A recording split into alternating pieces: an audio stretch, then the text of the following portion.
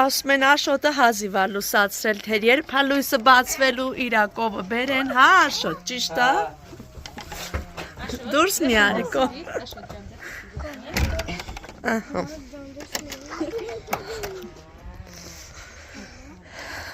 Գյուղը սահմանամերձ է, չէ։ Գյոզալ, անունն է Գյոզալ։ Հա, գովի անունն է Գյոզալ, ոնց հասկացա։ Քրիստինե ջան, պատմես քո ընտանիքի մասին։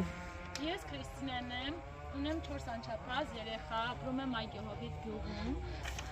Հետևում ենք Passion Mission բարեգործության կազմակերպությանը։ Որոշեցինք մենք էլ դիմել եւ մեզ տրամադրեն մի լավ կով, մեզ տրամադրեցին ներսումակովը, որի համար շատ շնորհակալ եմ Աստված պահապան մեր բարեգործներին։ Կովը կտա մեզ կաթ, մածուն, ընտանիքիս կպահենք։ Սիրում եմ զբաղվել անասնաբուծությամբ, գյուղատնտեսությամբ, թռչնաբուծությամբ, ես ինքս իմ գուպատր եմ տնում, ես ինքս բազմացնում եմ, զբաղվում եմ առօրյա գործերով, սիրում եմ զբաղվել նաև հողագործությամբ, երեխաները օգնում են, բայց որոշեցինք, որ կովի կառնենք, բայց այդ գումարը չունենք, որովհետև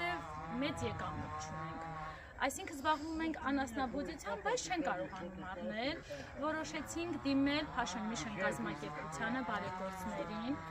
ու մեզ տրամադրեն այս լավ կովիկը, հիմա այսա կբացենք, կտեսնենք, մեզ չմերժեցին,